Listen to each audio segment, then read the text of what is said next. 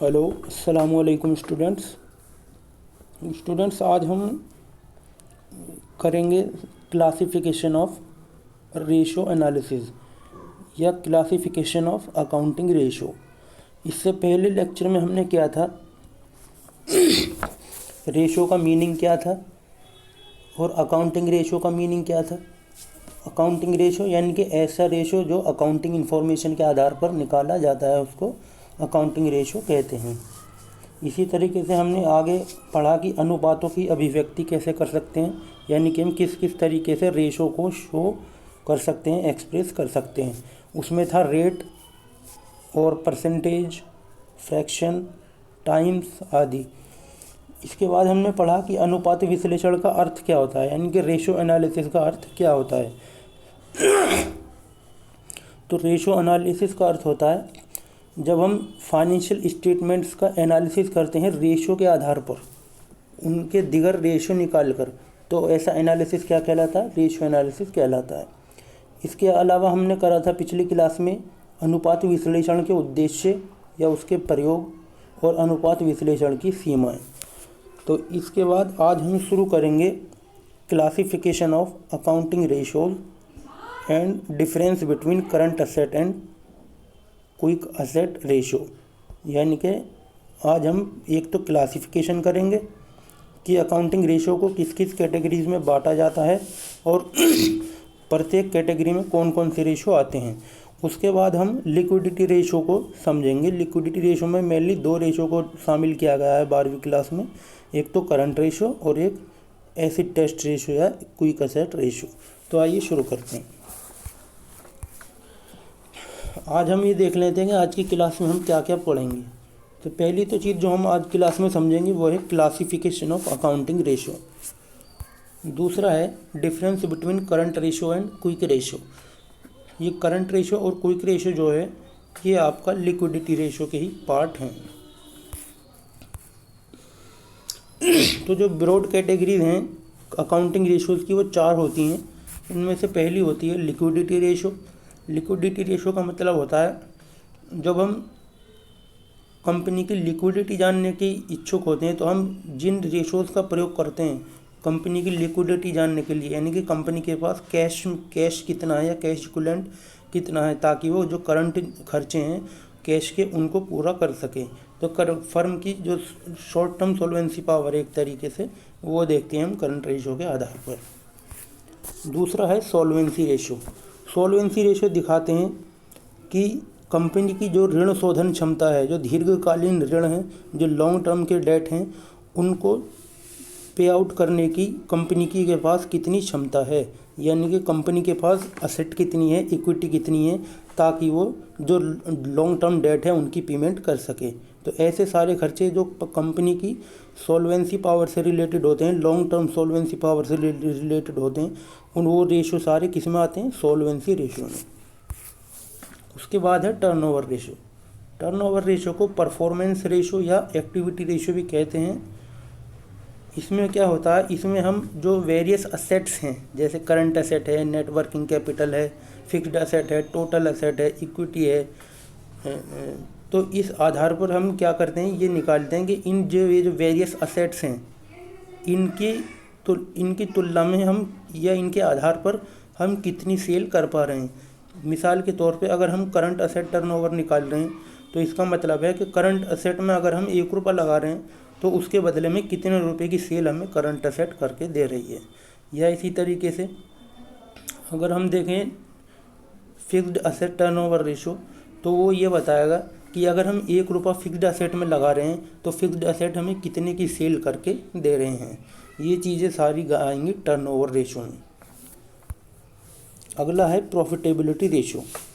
Profitability ratio में आती है कंपनी की प्रॉफिटेबिलिटी को जांचना, यानी कि ग्रॉस प्रॉफिट रेशो हम निकालते हैं, यानी कि कंपनी के जो ग्रॉस प्रॉफिट है वो उसकी सेल का कितना प्रतिशत है।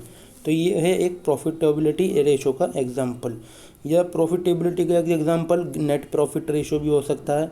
इसी तरीके से ऑपरेटिंग रेशो भी हो सकता है, तो ऑपरेटिंग प्रॉफिट रेशो भी हो सकता है। तो इस तरीके से हम क्या करते हैं, कंपनी की जो लाभप्रदता है, जो प्रॉफिटेबिलिटी है, उसकी जांच करते हैं। तो ऐसे रेशो जो कंपनी की लाभप्रदता की जांच करते हैं वो प्रॉफिटेबिलिटी रेशो कहलाते हैं।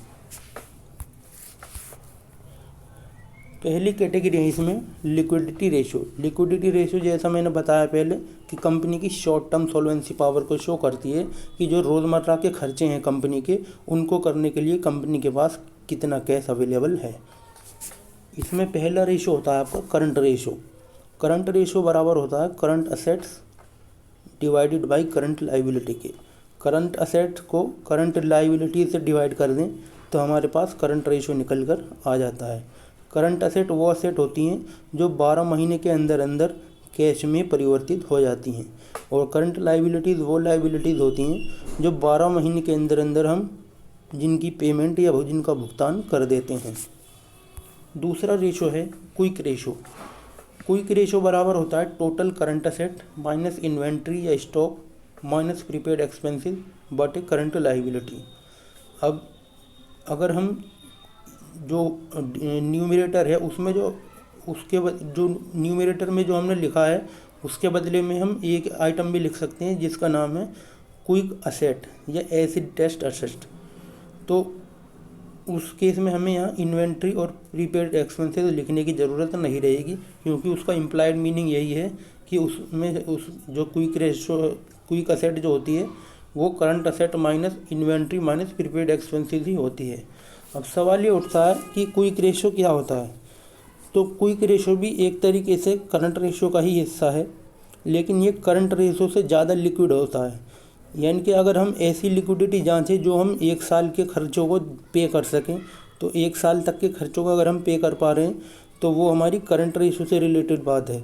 लेकिन अगर हम ये जांच करें कि अगर कोई तुरंत खर्चा आ पड़े तो उसका इमीडिएटली हमारे पास कितना कैश है कि हम उसका जल्दी से जल्दी उस खर्चे को कर सकें कैश में, तो इसके लिए हम क्या निकालते हैं, क्विक असेट रेशियो को निकालते हैं। क्विक असेट रेशियो बराबर होता है क्विक असेट बटे करंट लाइबिलिटी।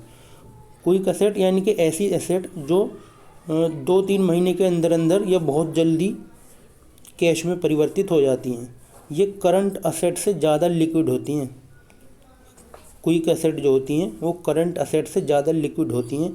इसलिए जब हम क्विक असेट निकालते हैं तो करंट असेट में से इन्वेंट्री और प्रीपेड एक्सपेंसेस को घटा देते हैं। ये इसलिए घटाते हैं क्योंकि इन्वेंट्री और प्रीपेड एक्सपेंसेस जो है वो ज़्यादा लिक्विड नहीं होते। वो सिर्फ 1 साल के अंदर अंदर कैश में बदल सकते हैं, लेकिन तुरंत कैश में नहीं बदल सकते। इसलिए करंट असेट में से अगर हम इन्वेंट्री और प्रीपेड एक्सपेंसेस को घटा दें तो हमारे पास क्विक असेट निकल कर आ जाती है। आगे हम इनके डिफरेंस भी देखेंगे, लेकिन अभी सिर्फ क्लासिफिकेशन देख रहे हैं कि किस कैटेगरी में कौन कौन से रेशो आते हैं। तो ये थी पहली कैटेगरी जिसका नाम है लिक्विडिटी रेशो। इसके अंदर 2 रेशो आते हैं मुख्य तौर पर, करंट रेशो और क्विक रेशो। आगे है सॉल्वेंसी रेशो। सॉल्वेंसी रेशो क्या है, ये दिखाता है कि जो कंपनी है उसकी लॉन्ग रन में सॉल्वेंसी पावर कितनी अच्छी है। यानी कि जो लॉन्ग रन डेट है कंपनी के पास, लॉन्ग टर्म के डेट हैं कंपनी के पास, उनकी पेमेंट करने के लिए कंपनी के पास कितनी क्षमता है, या कंपनी उन खर्चों को करने में कितनी ज़्यादा सक्षम, उन लाइबिलिटीज़ का यानी कि लॉन्ग टर्म लाइबिलिटीज़ को पे आउट करने में कितनी सक्षम है। इसलिए जो रेशो निकाले जाते हैं उनको कहते हैं सॉल्वेंसी रेशो। पहला रेशो है debt equity ratio. Debt equity ratio क्या होता है, ये दिखाता है कि जो लॉन्ग टर्म के डेट हैं उनका इक्विटी के साथ क्या रिलेशनशिप है। यानी कि डेट और इक्विटी का रेशो क्या है। डेट इक्विटी रेशो बराबर होता है long run debt divided by owners equity. Long run debt में जैसे आपके मॉर्टगेज है, पब्लिक डिपॉजिट है, डिवेंचर्स हैं, लॉन्ग टर्म डेट है बैंक से, वो सारे लॉन्ग टर्म डेट कहलाते हैं। और इक्विटी में वो चीज़ आती हैं जो शेयर होल्डर से रिलेटेड होती हैं, यानी कि जो इंटरनल लाइबिलिटी होती है कंपनी की, जैसे शेयर कैपिटल में दोनों कैपिटल आ जाएंगे, preference share capital plus equity share capital, उसमें फिर रिजर्व एंड सरप्लस को जोड़ देंगे, और उसके बाद हम इसमें जो फिक्टिशियस एसेट है वो घटा देंगे। तो इस तरीके से हमारी ओनर्स इक्विटी निकल कर आ जाएगी। तो ये होता है डेट और इक्विटी रेशो, यानी कि डेट और इक्विटी में रेशो को दिखाता है, डेट इक्विटी रेशो। अब ये रेशो जितना ज़्यादा होगा, 2:1 के बाद अगर हम इस रेशो को और बढ़ाते हैं तो इसका मतलब है कि हमारे पास जो लॉन्ग टर्म के डेट हैं वो इक्विटी की तुलना में बहुत ज़्यादा हैं और हमारी कंपनी कर्जे के जाल में फंसती जा रही है। इसलिए ये रेशो जो है वो 2:1 से ज़्यादा नहीं होना चाहिए। यानी कि डेट अगर इक्विटी की 2 गुना है तो ये एक आइडियल रेशो समझा जाता है। इससे ज़्यादा रेशो अगर हो रहा है तो वह कंपनी के लिए नुकसानदेह है, वो कंपनी को कर्जे में फंसा रहा है। दूसरा है total asset to debt ratio. Total assets का मतलब हो गया सारी टोटल असेट, चाहे वो करंट असेट्स हों या फिक्स्ड असेट हों या इन्वेस्टमेंट हो, सारी असेट्स को जोड़ देंगे, उसमें से जो फिक्टिशियस असेट है उसको घटा देंगे। उस असेट को हम न्यूमरेटर ट्रीट करेंगे, जो टोटल असेट निकल कर आएगी फिक्टिशियस असेट घटाने के बाद, और नीचे हम लिखेंगे लॉन्ग टर्म डेट। तो इसका मतलब ये हुआ कि हम ये देखना चाह रहे हैं कि जो कंपनी की टोटल असेट्स हैं वो कंपनी की लॉन्ग रन डेट की तुलना में कितने गुना हैं।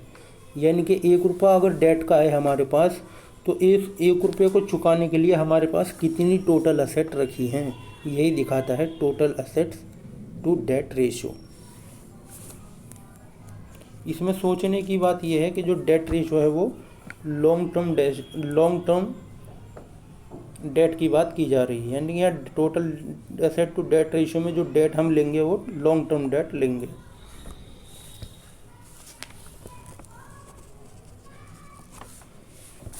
इसके बाद है प्रोप्राइटरी रेशियो। प्रोप्राइटरी रेशियो का मतलब होता है, ये इसको कैसे निकालते हैं पहले वो देख लेते हैं। प्रोप्राइटरी रेशियो बराबर होता है share holders fund divided by total assets. यानी कि शेयर होल्डर्स फंड को अगर हम टोटल असेट से डिवाइड कर दें तो हमारे पास प्रोप्राइटरी रेशियो निकल कर आ जाता है। अब ये जो प्रोप्राइटरी रेशियो है ये दिखाता है कि जो हमारी टोटल असेट्स हैं उनमें से कितनी असेट्स जो हैं वो बिजनेस के मालिक की अपनी कैपिटल से खरीदी गई हैं। यानी कि जो बिज़नेस है उसमें इक्विटी और प्रीफरेंस के पैसे से कितनी असेट्स खरीदी गई हैं, वो कितना प्रतिशत है टोटल असेट का, यही दिखाता है प्रोप्राइटरी रेशियो। यानी कि कितनी असेट्स जो है हमारी वो बिजनेस की ओनर की कैपिटल से खरीदी गई हैं या बिजनेस की जो अपनी कैपिटल है उससे खरीदी गई हैं, उनका कितना परसेंटेज है वही दिखाता है प्रोप्राइटरी रेशियो। अगर हम 1 में से प्रोप्राइटरी रेशियो को घटा दें तो हमारे पास जो रेशियो निकल कर आएगा वो ये बताएगा कि जो टोटल एसेट हैं वो डेट के पैसे थे उनमें से कितनी एसेट खरीदी गई हैं। यानी कि टोटल एसेट में से कितने प्रतिशत एसेट डेट के अमाउंट के आधार पर डेट के अमाउंट से खरीदी गई हैं वो निकल कर आएगा। लेकिन यहाँ हम सिर्फ प्रोप्राइटरी रेशियो की बात कर रहे हैं, तो यहाँ प्रोप्राइटरी रेशियो का मतलब है कि share holders fund divided by total asset. यानी कि ऐसी एसेट्स कितने गुना असेट्स जो हैं वो हमने खुद के पैसे से खरीदी है, कम इक्विटी कैपिटल से खरीदी है। इसके बाद है आपका इंटरेस्ट कवरेज रेशियो। जैसा कि नाम से पता चल रहा है, इंटरेस्ट कवरेज रेशियो का मतलब होता है कंपनी के पास जो कैश है या जो प्रॉफिट है वो इंटरेस्ट का कितने गुना है, ताकि जो जिनको इंटरेस्ट देना है उनको एक सिक्योरिटी मिल सके कि कंपनी के पास इंटरेस्ट पे करने के लिए इतने गुना प्रॉफिट है। इसका रेशियो क्या होता है, रेशियो बराबर होता है इंटरेस्ट कवरेज रेशियो बराबर PBIT या EBIT divided by total interest. यानी कि जो earning before interest and tax है या profit before interest and tax है वो कितने गुना है टोटल इंटरेस्ट पेबल का। यानी कि जो हम इंटरेस्ट देना है 1 साल में, उस इंटरेस्ट का उस साल में कितने गुना PBIT है, कितने गुना profit before interest and tax है, यही दिखाता है इंटरेस्ट कवरेज रेशियो। इसके बाद है आपके टाइप्स ऑफ एक्टिविटी और टर्नओवर रेशियो। इसको परफॉर्मेंस रेशियो भी कहते हैं। इक्विटी रेशियो में पहला रेशियो है stock turnover ratio. Stock turnover ratio बराबर होता है cost of goods sold divided by average stock. Cost of goods sold divided by average stock. ये क्या दिखाता है? ये दिखाता है कि अगर स्टॉक में हमने 1 रुपया लगाया है तो उसकी तुलना में कितना माल हमने बेच दिया, कितना माल हमने तैयार करके बेच दिया, उसी को दिखाता है stock turnover ratio.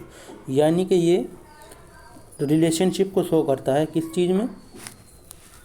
Cost of good sold, यानी कि जो माल बेच दिया हमने उसमें, और जो उस स्टॉक में जो हमारे पास 1 साल में बना रहता है एवरेज, उन दोनों के बीच में रिलेशनशिप को शो करता है स्टॉक टर्नओवर रेशो। दूसरा है debtor turnover ratio. Debtor turnover ratio होता है credit sales divided by average accounts receivable. Credit sale मतलब जो हमने उधार सेल खरीदी है, उधार सेल की है, उसको हम कहेंगे क्रेडिट सेल। अगर टोटल क्रेडिट सेल दी है और उसमें से हमें सेल्स रिटर्न भी दिया हुआ है जो क्रेडिट सेल्स रिटर्न है, तो हम क्या करेंगे? टोटल क्रेडिट सेल में से क्रेडिट सेल्स रिटर्न जो है उसको घटा देंगे तो हमारे पास नेट क्रेडिट सेल आ जाएगी।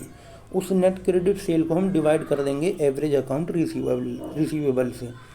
अब सवाल ये उठता है कि एवरेज अकाउंट रिसीवेबल क्या होता है? तो एवरेज अकाउंट रिसीवेबल निकालने के लिए हम क्या करेंगे? ओपनिंग डेटर्स में ओपनिंग बिल्स रिसीवेबल जोड़ देंगे और उसमें फिर क्लोजिंग बैलेंस ऑफ डेटर भी जोड़ देंगे और क्लोजिंग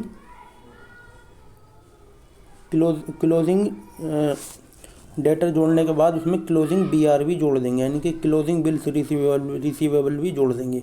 इन चारों को जोड़ने के बाद हम उसको 2 से डिवाइड कर देंगे तो हमारे पास एवरेज अकाउंट रिसीवेबल आ जाएगा। अब इस नेट क्रेडिट सेल को एवरेज अकाउंट रिसीवेबल से हम डिवाइड कर देंगे तो हमारे पास डेटर टर्नओवर रेशो निकल कर आ जाएगा। डेटर टर्नओवर रेशो अब दिखाता क्या है?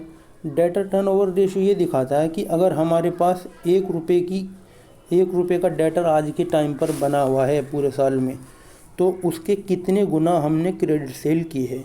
मिसाल के तौर पे अगर डेटर टर्नओवर रेशो है आपका 3, तो इसका मतलब ये है कि अगर 3 रुपये की क्रेडिट सेल हमने करी है तो साल के एंड तक हमें जो डेटर बने रहेंगे वो सिर्फ 1 रुपये का डेटर बना रहेगा, बाकी जो 2 रुपये के डेटर हैं वो हमें पेमेंट कर देंगे उसी साल के अंदर। तो ये दिखाता है डेटर टर्नओवर रेशो। उसी का उल्टा होता है creditor turnover ratio. Creditor turnover ratio का मतलब होता है net credit purchase divided by average accounts payables. Net credit purchase, अगर इसमें से क्रेडिट परचेज की रिटर्न भी दी हुई है तो रिटर्न को घटा देंगे और हमारे पास नेट क्रेडिट परचेज आ जाएगा। उस नेट क्रेडिट परचेज को हम डिवाइड कर देंगे एवरेज अकाउंट पेबल से। एवरेज अकाउंट पेबल ऐसे ही निकालेंगे जैसे हमने एवरेज अकाउंट से रिसीवेबल निकाला था। इसके लिए एवरेज अकाउंट पेबल निकालने के लिए हम क्या करेंगे? जो ओपनिंग बैलेंस है बिल्स पेबल का और क्रेडिटर्स का, उसमें क्लोजिंग बैलेंस जोड़ देंगे दोनों का और उसको 2 से डिवाइड कर देंगे तो हमारे पास एवरेज अकाउंट रिसीवेबल आ जाएगा। एवरेज अकाउंट पेबल आ जाएगा। इस एवरेज अकाउंट पेबल से हम नेट परचेज को डिवाइड कर देंगे तो हमारे पास क्रेडिटर टर्नओवर रेशो निकल कर आ जाएगा। अब ये दिखाता क्या है क्रेडिटर टर्नओवर रेशो? ये दिखाता है कि अगर हमने इतने रुपए की क्रेडिट परचेज किए हैं तो हमारे साल के एंड में सिर्फ इतने के जो है क्रेडिटर्स बचे रहेंगे। यानी कि अगर एग्जांपल से साबित करें तो अगर क्रेडिटर टर्नओवर रेशो हमारा 4 है तो इसका मतलब ये है कि अगर हमने 4 रुपये का माल उधार खरीदा, तो उसमें से 1 रुपये का माल 1 रुपये का क्रेडिटर हमारा बना रहेगा, उसकी पेमेंट हम करंट ईयर में नहीं कर पाए। ये दिखाता है क्रेडिटर टर्नओवर रेशो।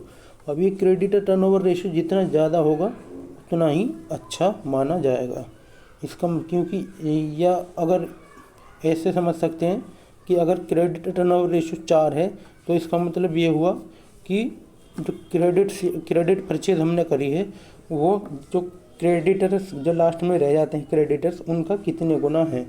अब अगर हम ये रेशियो ज़्यादा है तो इसका मतलब ये होगा कि जितनी भी हम क्रेडिट परचेज़ कर रहे हैं उसकी हम ज़्यादा से ज़्यादा पेमेंट कर पा रहे हैं उसी अकाउंटिंग ईयर में।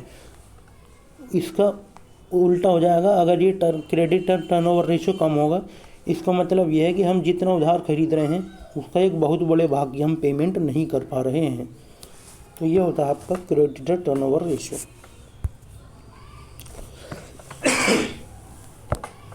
इसके बाद है क्रेडिटर टर्नओवर रेशियो के बाद है net working capital turnover ratio. ये होता है आपका सेल्स बटे नेट वर्किंग कैपिटल। ये रेशियो दिखाता है कि अगर हमने वर्किंग कैपिटल हमारे पास हमने 1 रुपया इन्वेस्ट किया वर्किंग कैपिटल में, तो उस 1 रुपये वर्किंग कैपिटल की तुलना में हमें कितनी सेल हम कर पा रहे हैं, यानी कि 1 रुपया वर्किंग कैपिटल में लगाने पर हम कितनी सेल कर पा रहे हैं साल में। यही दिखाता है net working capital turnover ratio. ये जितना ज़्यादा होगा उतना ही अच्छा होगा। इसके बाद है fixed asset turnover ratio. Fixed asset turnover ratio निकाला जाता है फिक्स्ड असेट्स को सेल्स को डिवाइड कर देंगे फिक्स्ड असेट से, यानी कि sales divided by net fixed asset. Net fixed asset का मतलब टोटल फिक्स्ड असेट में से डेप्रिसिएशन लेस कर देंगे तो हमारे पास नेट फिक्स्ड असेट निकल कर आ जाएगा। तो ये होता है फिक्स्ड असेट टर्नओवर रेशियो। ये दिखाता है कि अगर फिक्स्ड असेट में हमने 1 रुपया लगाया है तो उसके बदले में हम कितनी सेल कर पा रहे हैं करंट पीरियड में। तो फिक्स्ड असेट टर्नओवर का रेशियो होता है कि हम 1 रुपया अगर फिक्स्ड असेट में लगा रहे हैं तो वो 1 रुपया हमें कितने रुपए की सेल करवा रहा है एक अकाउंटिंग पीरियड में। यही दिखाता है फिक्स्ड असेट टर्नओवर रेशियो। ये जितना ज़्यादा होगा इसका मतलब ये होगा कि जो फिक्स्ड असेट है वो हमारी उतनी ही कुशलता से काम कर रही हैं। अगर ये ज़्यादा होगा तो इसका मतलब फिक्स्ड असेट की जो कार्य कुशलता है वो ज़्यादा है, और अगर ये कम होगा तो इसका मतलब फिक्स्ड असेट की कार्य कुशलता जो है वो कम है। इसके बाद है करंट असेट टर्नओवर रेशियो। जैसे फिक्स्ड असेट टर्नओवर रेशियो है वैसे ही आपका करंट असेट टर्नओवर रेशियो होता है। ये कैसे निकाला जाता है, इसमें हम सेल्स को डिवाइड करते हैं करंट असेट से, यानी कि इसका मतलब ये हुआ ये दिखाता है कि अगर करंट असेट में हमने 1 रुपया इन्वेस्ट किया है तो वो 1 रुपया हमें कितने की सेल करा कर दे रहा है पूरे अकाउंटिंग पीरियड में। यही होता है करंट असेट टर्नओवर रेशियो।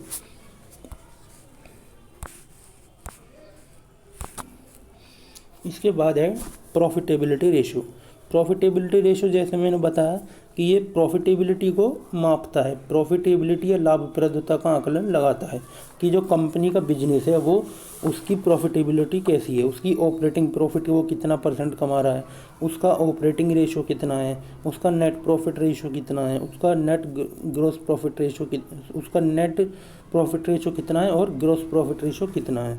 तो इन चीज़ों को पता लगाने के लिए हम कौन से रेशियो का इस्तेमाल करते हैं, प्रॉफिटेबिलिटी रेशियो का इस्तेमाल करते हैं। आइए देखते हैं इनमें कौन कौन से रेशियो शामिल हैं। पहला है gross profit ratio. Gross profit कैसे निकालते हैं, हम सेल्स में से कॉस्ट ऑफ गुड्स सोल्ड घटा देंगे तो हमारे पास ग्रॉस प्रॉफिट निकल कर आ जाता है। उस ग्रॉस प्रॉफिट को हम 100 से गुणा कर देते हैं और नेट सेल्स से डिवाइड कर देते हैं तो हमारे पास ग्रॉस प्रॉफिट निकल कर आ जाता है। तो ग्रॉस प्रॉफिट रेशियो निकल कर आ जाता है। और ये जो ग्रॉस प्रॉफिट रेशियो है ये जितना ज़्यादा होगा इसका मतलब ये है कि कंपनी उतनी ही ज़्यादा लाभप्रदता से काम कर रही है, और इसके विपरीत भी। इसके बाद है ऑपरेटिंग रेशियो। ऑपरेटिंग रेशियो क्या होता है, रेशियो होता है ऑपरेटिंग कॉस्ट और सेल्स के बीच में, यानी कि ये दिखाता है कि जो ऑपरेटिंग कॉस्ट है वो सेल्स का कितना % है। ये रेशियो जितना कम होगा उतना ही ज़्यादा अच्छा होगा, और जितना ज़्यादा होगा उतना ही अच्छा कंपनी के लिए नुकसानदेह होगा, क्योंकि ये दिखाता है कि जो कॉस्ट है, ऑपरेटिंग कॉस्ट है, वो सेल्स का कितना % है। जाहिर सी बात है अगर कॉस्ट ज़्यादा % होगी सेल का तो हमारी प्रॉफिटेबिलिटी कम है, और इसके विपरीत भी। तो ऑपरेटिंग रेशियो बराबर होता है हमारा operating cost divided by sales. तो ये हमारा निकल कर आ जाएगा ऑपरेटिंग रेशियो। इसके बाद है नेट प्रॉफिट रेशियो।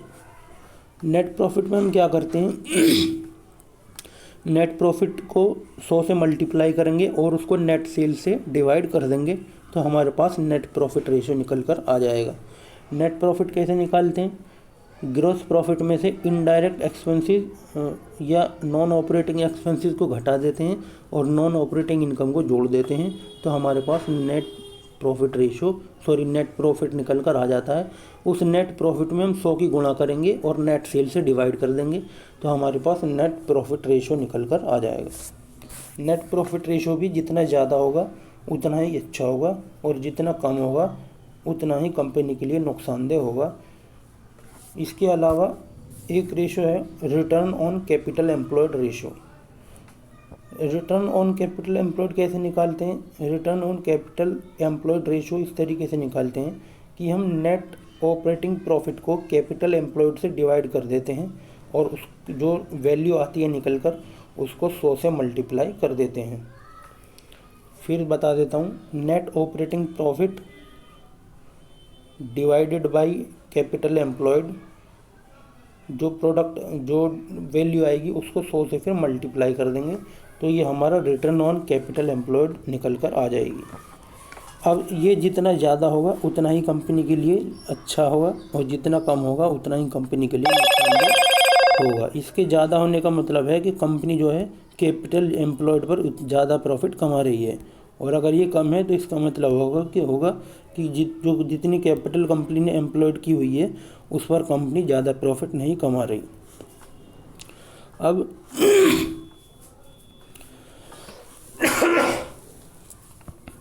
अब सवाल उठता है कि नेट ऑपरेटिंग प्रॉफिट क्या होता है।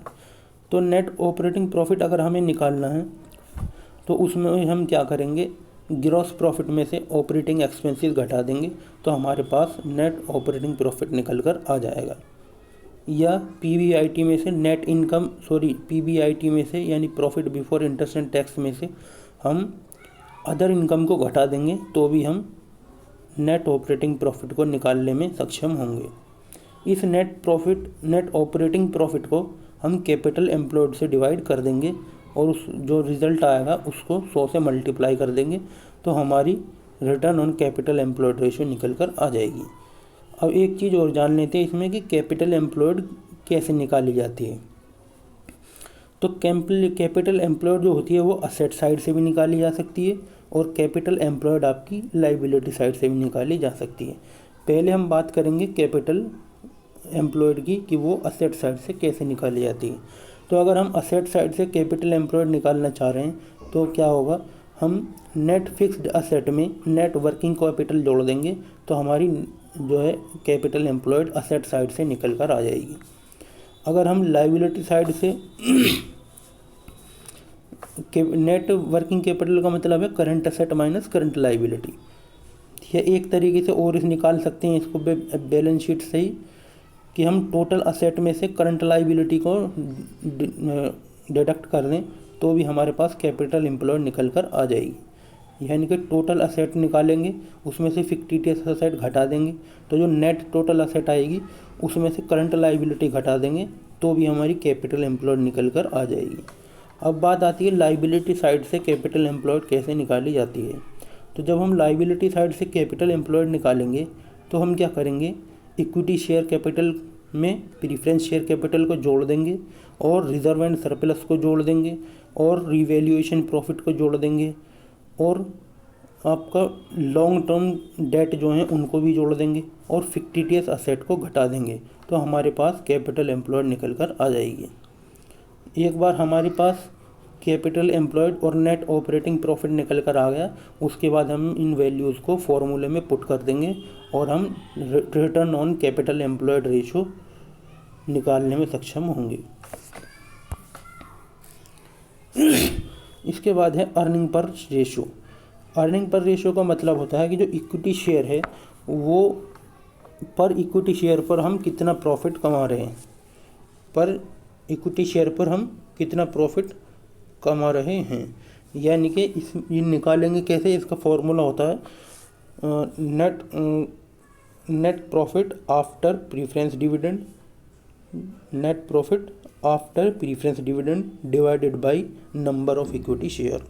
तो इस फॉर्मूले को हम अप्लाई करेंगे तो हमारे पास अर्निंग पर शेयर निकल कर आ जाएगी।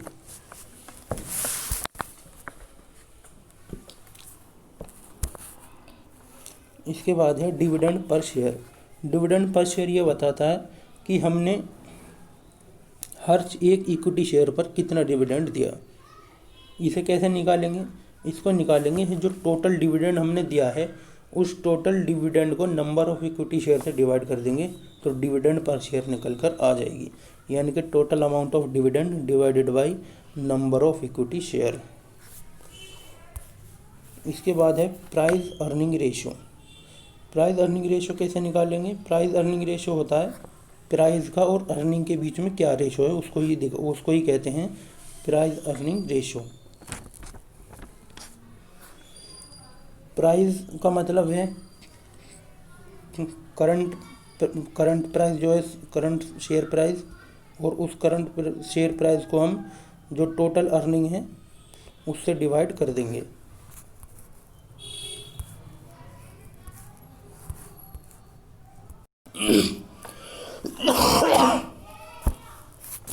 सॉरी गाइस, गला खराब हो रहा है मेरा बहुत।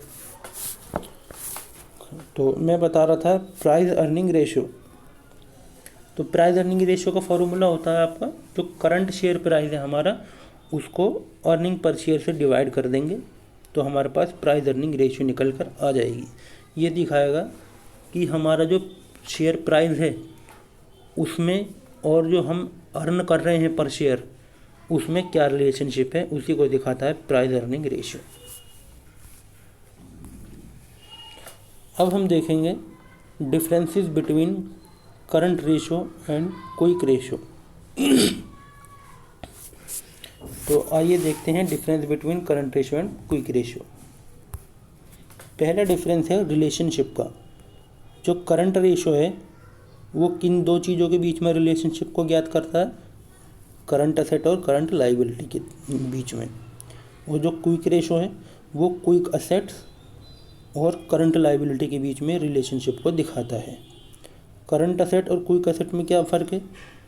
दोनों सेम हैं, बस करंट असेट में से अगर हम दो चीज़ें घटा दें, एक तो स्टॉक और एक प्रीपेड एक्सपेंसेस, तो इन दोनों चीज़ों को अगर हम करंट असेट से घटा दें तो हमारे पास जो असेट बाकी निकल कर आएंगी बची हुई वो क्विक असेट कहलाती हैं। क्विक असेट का मतलब है ऐसी असेट जिनको हम बहुत जल्दी से जल्दी कैश में परिवर्तित कर लेंगे, यानी कि उसको 1 साल का टाइम गुजरने की ज़रूरत नहीं है, वो 2-3 महीने में ही कैश में कन्वर्ट हो जाएंगी। तो पहला डिफरेंस है रिलेशनशिप का। दूसरा डिफरेंस है ऑब्जेक्टिव्स, कि हमारा उद्देश्य क्या होता है जब हम करंट रेशियो निकालते हैं, जब हम क्विक रेशियो निकालते हैं। तो जब हम करंट रेशियो निकालते हैं तो हमारा उद्देश्य होता है to measure current solvency power, यानी कि कंपनी की 1 साल के अंदर अंदर करंट खर्चों को भुगतान किया, शॉर्ट टर्म लायबिलिटी का भुगतान करने में जो सॉल्वेंसी पावर है, यानी कि शॉर्ट टर्म लायबिलिटीज़ जो हैं उनको पेमेंट करने में कंपनी कितनी सक्षम है, यही निकालने के लिए हम करंट रेशियो निकालते हैं।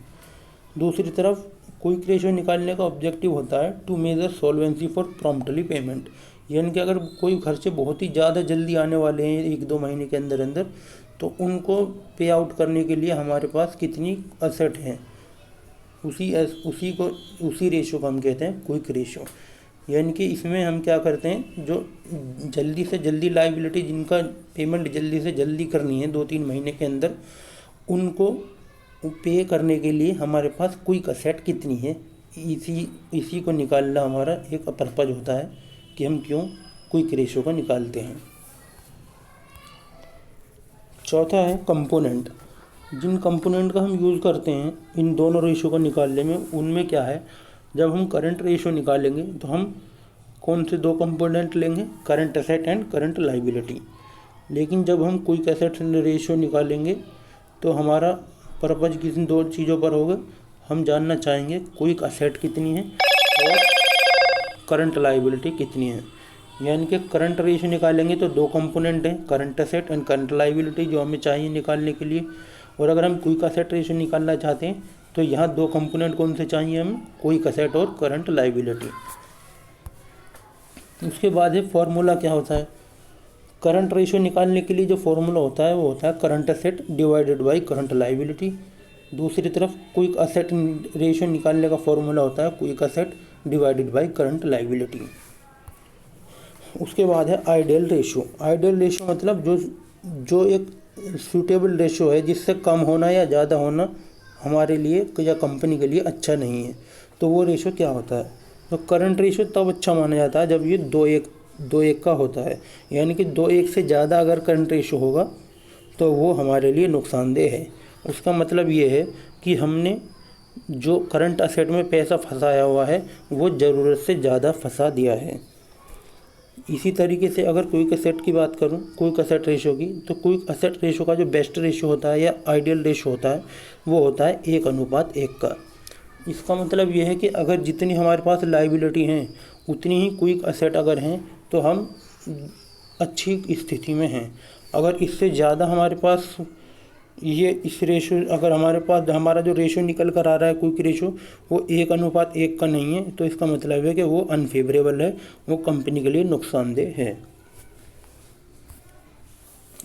तो स्टूडेंट्स